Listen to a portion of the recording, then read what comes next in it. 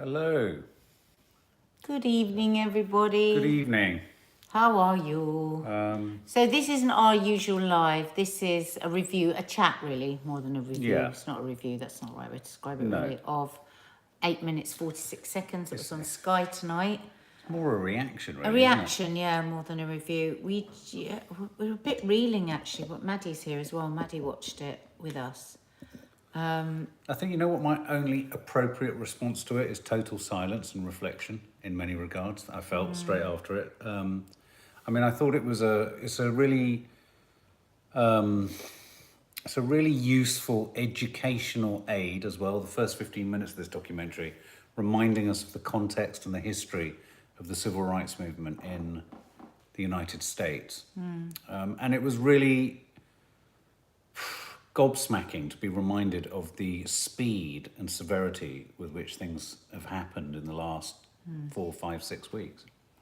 I mean, for me, just right from the beginning, I wanted to look away, but I couldn't because they showed the film again. But actually, I realised I'd never seen the whole film of the murder. No. I had never seen that. I didn't see Well, the paramedics arrive at the end, even while they were taking his pulse that wasn't there because he was clearly dead. It was quite apparent he was dead. Still kneeling on his neck. Leo, I agree. That part of the footage, again, it reminds you. I'll tell you what it reminded me of. It reminded me of the brutality of news coverage.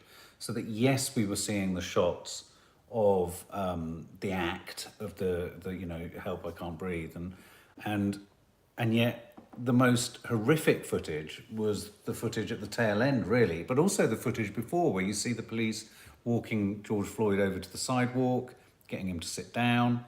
And then they gave us a snapshot of, I'm sorry, I forget the name of the guy. I remember the guy who was selling cigarettes outside the store years ago, who was manhandled to the ground. He didn't do anything. And it was a nigh-on identical situation. And like someone said, it's the uncut footage that you see. He said, you've seen it in real time. You've seen it. He said, because whenever you give these films, whenever everybody says, but what happened first? What was he doing? He said, well, for once they had it in real time right from the beginning. He couldn't have been more compliant. No. That was murder. We saw it. And then for it to take days before he was even arrested.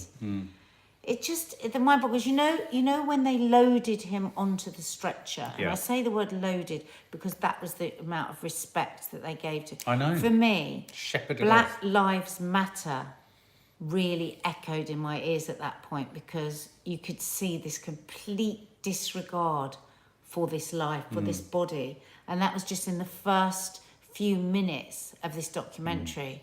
So right off the bat, we were just all placed in.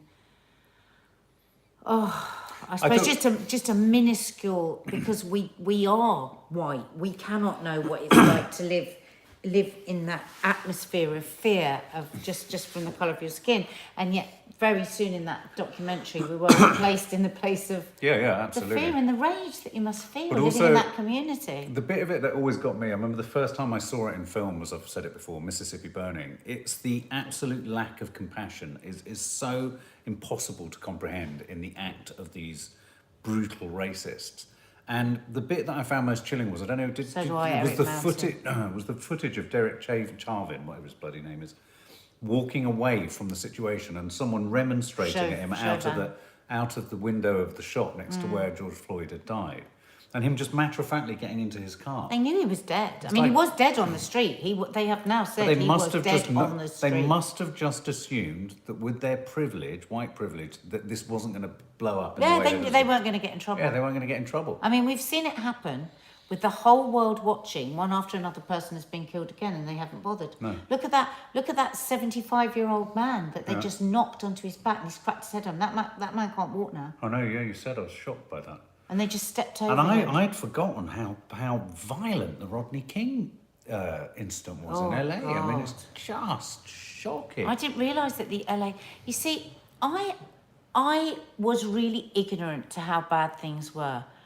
Obama, I remember when Obama was made president. Well, you'd be forgiven for thinking it was a tolerant... That could never happen in this country. I can't imagine a black prime minister. I just can't believe that enough people would vote. Wow, America, they're so much further on. You know, and I remember the very first time I went to America when I was about 15, 16, and being so surprised because there was black faces on cereal boxes and everywhere, on magazines. And I was like, wow, they're so much further on in America than we are at home. I mean, it's very rare that you would see a black face on a magazine here still now, or but billboards and stuff we've got better with that. But I've been saying for a long time, you don't get it enough. So we hear about these things, but really this last 2 weeks, it has been a horrifying education actually in how bad things are. Yeah, it really has. Well, just the depression of how far things have moved. That's why I think it was good tonight, because they sort of plotted that back. Yeah. That we've gone over again those, and of course there's thousands more around these very famous murders. Yeah, absolutely. I thought it was really anchored very well by 3 very strong interviews with Black Lives Matter guy, Malcolm X's daughter. Was very moving, the Black Lives Matter. Yeah, and Bonnie Greer, who's just I just adore. Fabulous. But the Black Lives Matter spokesperson, at the beginning, I thought, oh, how's this going to go? He was very sort of, I don't know, he almost felt broken.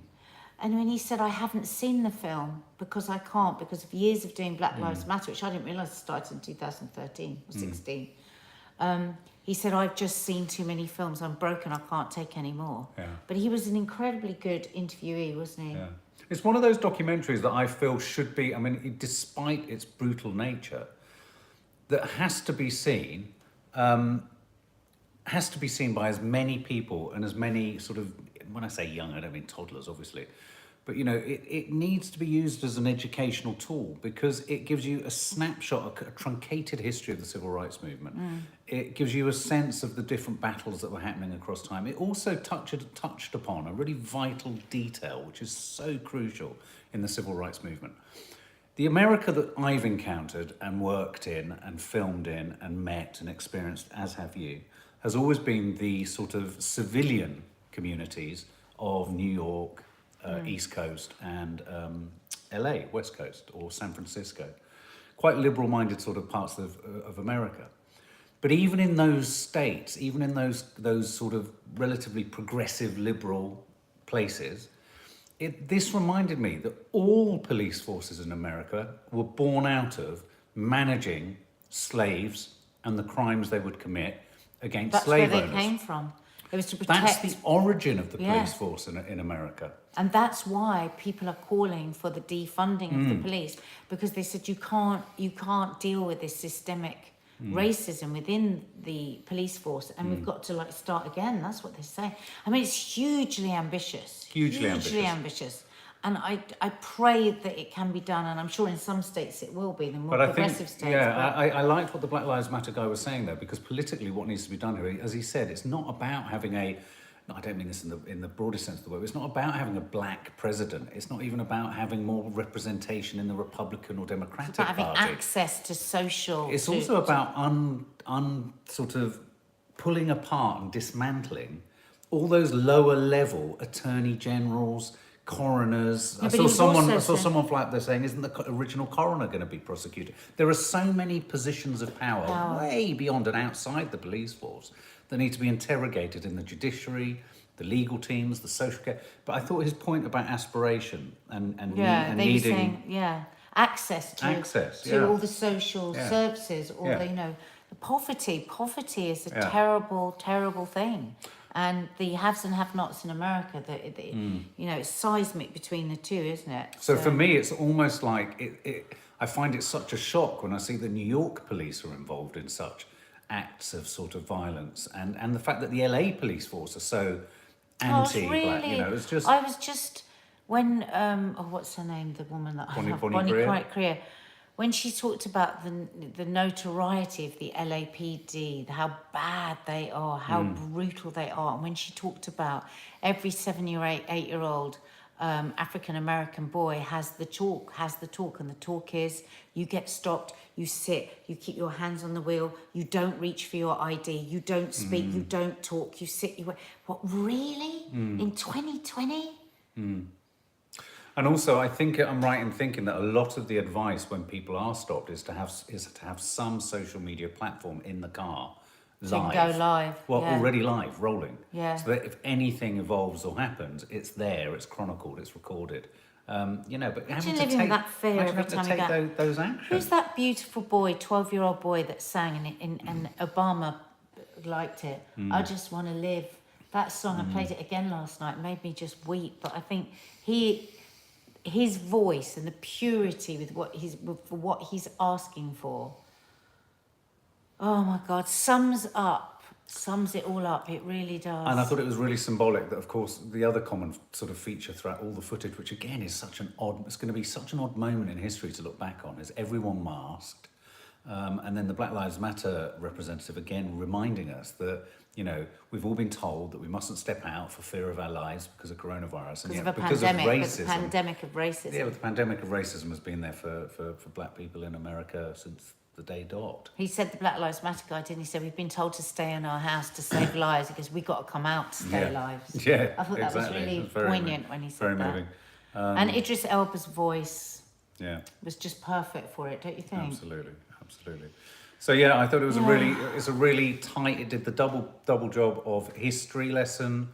Unfortunately, it reminded us of what's happened in very sort of, you know, in very short amount of time. It reminded us of what's happened in the last 3 weeks. Yeah, I think it's really important doc to watch. And I really, if you missed it, anybody, take a look at it. Do check it out. It'll be on iPlayer, won't it? But if you haven't got Sky, it's actually on their YouTube channel, Sky's YouTube channel. You're right. Which So you is can really access cool. it there. Yeah. And did you notice they had no commercial breaks? Very good. Well done, I wondered about that. Yeah. Which is right. Yeah, no commercial breaks. So yeah, well done, Sky. Another a tip-top piece of and well done to put it up on YouTube as well for people that don't have Sky, so everyone had access to it. I'm really impressed with that, actually. Yeah, that's good. Yeah. So do go and check it out. Tell us your thoughts below, share, and we will see you in a little while. Are we doing it on the tonight? channel? Oh no, we're not doing one. Live tonight. Are we doing a live? Yeah. Or should we just do it now? So I think we need to. Because then Maddie's. Yeah, I think we should stop. We're going to stop now, and then we'll be straight after this. We're going to close up. So our usual live will be any minute. All right. See you guys. Bye.